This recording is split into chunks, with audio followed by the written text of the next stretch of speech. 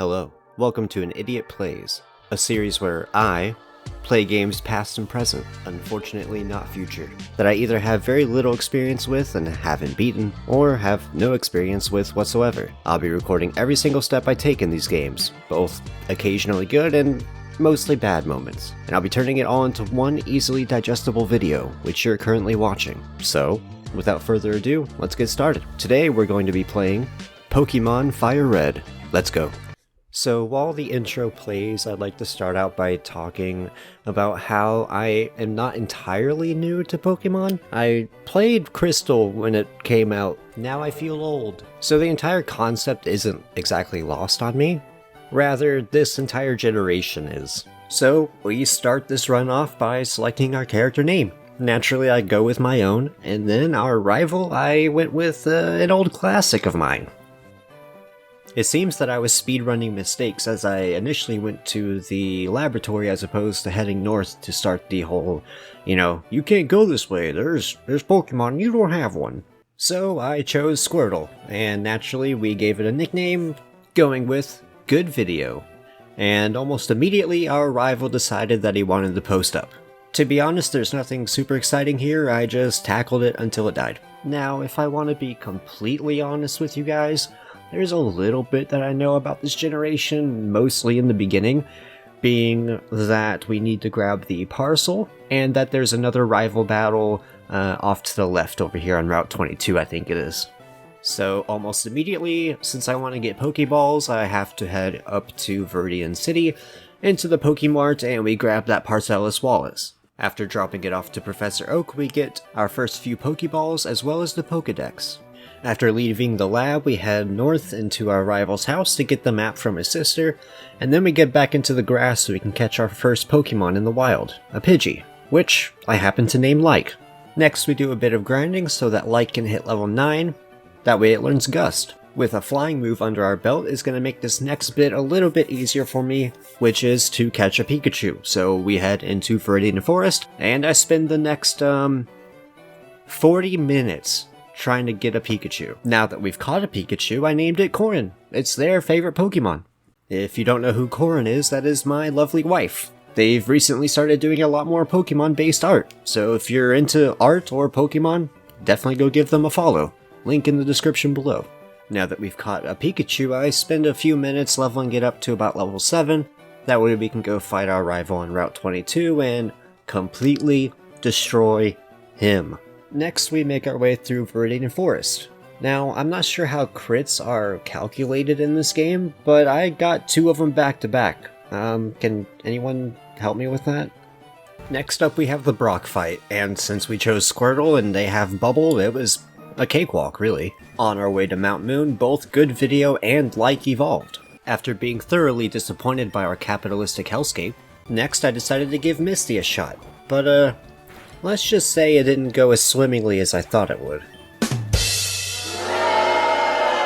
After that colossal failure, I decided to give our rival a shot. Pidgeotto went down from Corin after a couple Thundershocks followed up by one quick attack. Ratboy here died after having a bath. Bulbasaur made an attempt to survive by putting Like to sleep, but she quickly woke up and put an end to that nonsense. And lastly, Abra was decimated by Good Video's newest ability, Bite. After clearing out the bridge, we catch our third Pokemon, an Abra, which I named Spoons. Spoons happens to be my favorite Pokemon line, and I'm curious to know what yours is. After catching Spoons, we decided to give Misty one more shot. Staryu goes down from a crit by Corin, and then both Corin and Like go down to Starmie. So I sent out Good Video, hoping to just kind of tank the water pulses, and then I suddenly learned that Starmie's part psychic and that Bite is super effective, securing us the win. On our way to save Bill, Spoons evolved into Kadabra, so now she can actually do something. With the SS and ticket in our pocket, we can now board the ship, and we take on some of the trainers along the way, and I didn't know that there was going to be another rival fight. Bonjour, you f***ing wanker! Now, I wasn't too worried because I know we can probably beat him. Spoons got a one-hit kill on Pidgeotto, and turned around and did the same thing on Raticate. A couple bites from Good Video dealt with Kadabra. Luckily Kadabra didn't land Disable. And now to deal with Ivysaur, so naturally I send in Like. I land a Gust for half its health. A good start, and then Ivysaur manages to put me to sleep. I'm not asleep for 1, not 2, definitely not 3, not even 4. I had to use a potion to make it this far, but 5 turns. I hit him with 2 Gusts, bringing him down to just a few health, and then I get put back to sleep. Keep in mind, I'm leech seeded this entire time. So I just say screw it, switch into Corrin and kill it with a quick attack. Next we started the electric gym, and I'm not even gonna pretend that I solved this puzzle fast, alright? I just did it.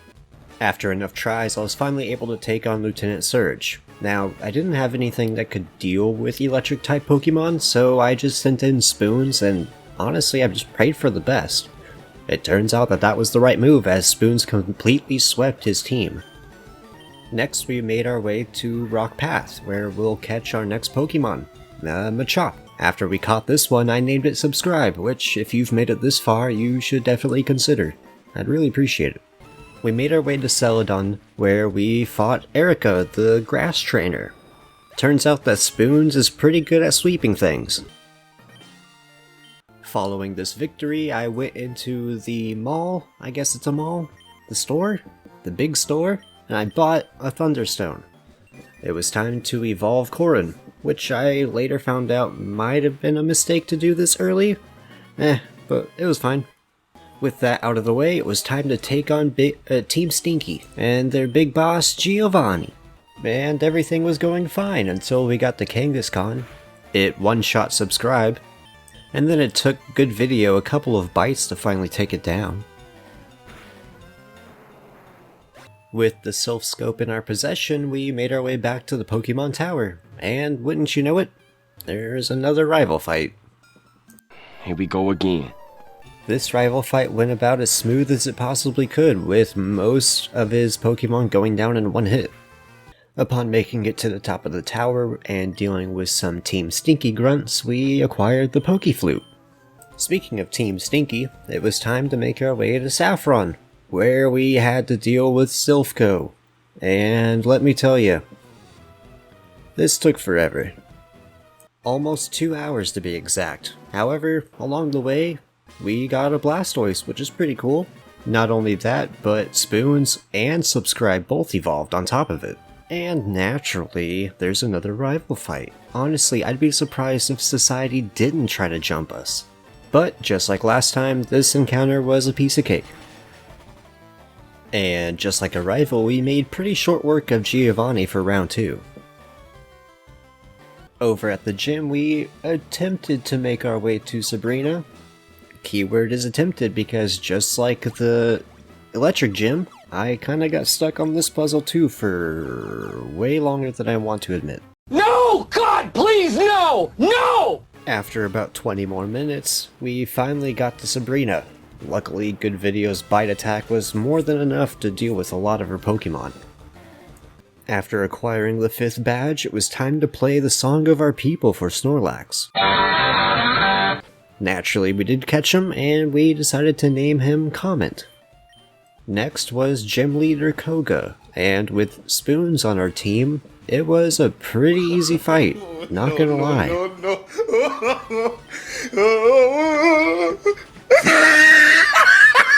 So, next I had to get Surf and Strength. So in order to do that, I had to not only find a set of golden teeth, but I also had to find a hidden house in the Safari Zone. So I didn't know that this was going to take me so many tries. I spent so long trying to figure this out. And on top of that, I didn't even know that you had a 600 count step limit. I don't know if that's real, but that's what I read. Man, this game sure does love puzzles, doesn't it? So after I arrived on Cinnabon Island, it turns out that the gym was locked, and I had to find the key in the decrepit mansion. Luckily, this puzzle wasn't that bad overall, It just took me a little bit to figure out that I had to interact with these statues to do anything. Next up was Blaine. Good video, while a few levels behind, was still strong enough to essentially one-shot his entire team with Surf. Thank goodness for Surf, right? While we were traveling back home again, Like evolved for the final time, so that's pretty cool. After I saw my mom one last time, I made my way back through the Diglett cave so I can get back over here to grab the Versus Seeker. That was going to be very important pretty soon. Now I needed to get Ice Beam from the casino. I was going to teach it to Good Video because I knew we would have to deal with dragons eventually, and I figured now's a really good time for it before I started leveling some Pokemon up. I hate to admit how long this took me, but you know, it wasn't as bad as I thought it was going to be. It only took me about 45 minutes, maybe an hour to finish it. Oh, and Thunderbolt too. Forgot about that one. Now, it was time for the final gym badge, against the old Giovanni himself. How many times do we have to teach you this lesson, old man? Between spoons and subscribe, we made easy work of his team, just like the past 2 times. And with all of the gym badges collected, it was time to prepare for the Elite Four. As we made our way through Victory Road, Subscribe became a champ. Some of you might be wondering how this is possible. With the randomizer, you're able to turn off trade evolutions, so they evolve naturally through level ups. So that's what's happening here. And by the end of Victory Road, I realized that some of our team is lacking. I don't think we're going to be able to take on the Elite Four with only one level 50. So I take quite a while to level these Pokemon up, and once I'm satisfied with our 55s, I go ahead and give it a shot. So here you can get a good look at our team before we start this. First up is Lorelei. Subscribe brings Dugong down to 1, maybe 2 health after 1 Brick Break, and she immediately heals. Luckily I only used a Rock Smash because I wasn't sure if she would do that, so that puts Dugong into kill range for the next one. Slowbro is next, so I switch into Good Video for that Dark attack. It doesn't do a lot initially, but at least we got the flinch. It fights back with a Surf, dealing very minimal damage, and 1 more bite will do the trick. I switch back to Subscribe for the Cloyster, and 2 Brick Breaks destroys it. For Jinx, I do the same tactic against Slowbro. I send in Good Video so we can start biting. Before I can finish Jinx off, we get a heal from Lorelei, but after 3 more, Jinx goes down. And coming in last, but certainly not least, is Lapras. We send Subscribe back out so we can hit it with a Brick Break. 2 of them does it, and we beat the first Elite Four member. Up next we have Bruno. After taking some damage from Earthquake, I use Surf, which is a crit and destroys Onix. I bring in Like to deal with Hitmonchan. Using Fly helped us avoid Rock Tomb, which is good, and the second part of Fly seals the deal. I use Fly again against Machamp. Unfortunately, it doesn't take him down in 1, and I get hit with a Rock Tomb. But an Aerial Ace is enough. Hitmonlee outspeeds us, so a Mega Kick brings us down to yellow. Our Fly misses. I decide to use a Hyper Potion, but a critical hit from a Mega Kick brings Like down. Next I bring out Spoons. A Psybeam almost 1-hit kills. Get kicked for lots of damage. Bruno drops a full restore, but a critical Psybeam is enough.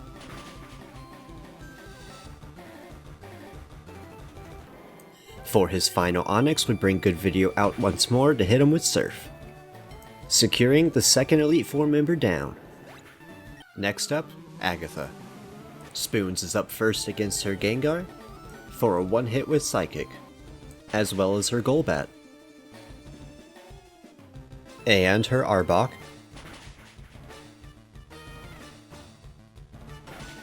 her second Gengar as well, and her last Haunter, making this the easiest Elite Four win ever. Finally, we make it to Lance.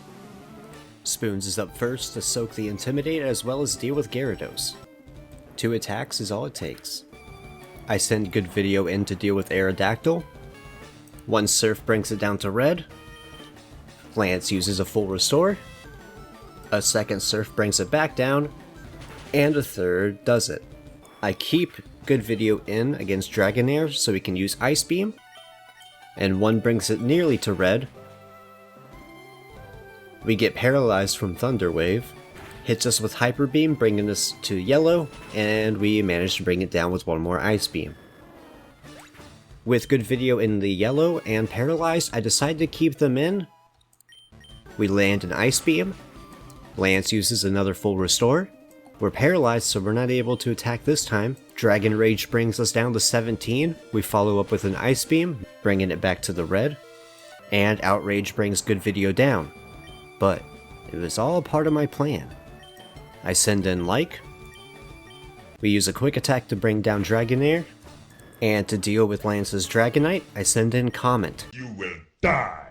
Our level 37 Snorlax. I use this chance to use a max revive on good video. Naturally, Comment goes down, so we switch back into good video to start Ice Beaming. One brings it down to 1/4, and the second brings Dragonite down. Setting us up to finally beat the Elite Four. However, we have one more challenge ahead of us. It's the final fight with Society.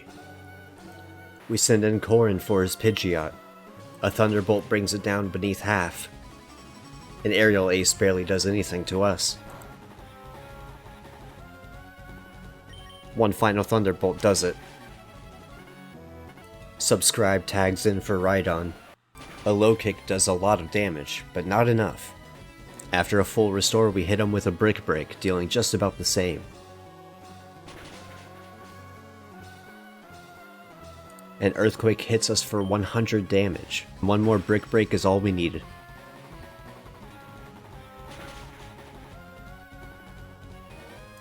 We send good video in to start biting Alakazam. 2 Psychics brings us down to 35, and 2 Bites brings him down to maybe 30. Society uses a full restore, and I follow up by using a Hyper Potion.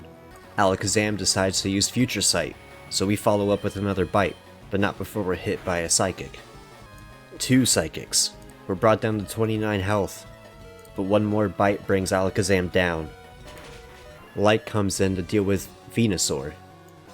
We fly up high, as Ivysaur decides to make it a sunny day. Fly deals a lot of damage, and Venusaur retaliates by growing. We take off to the sky once more. Venusaur heals a little bit, but a Fly brings him right back down. That synthesis was for nothing.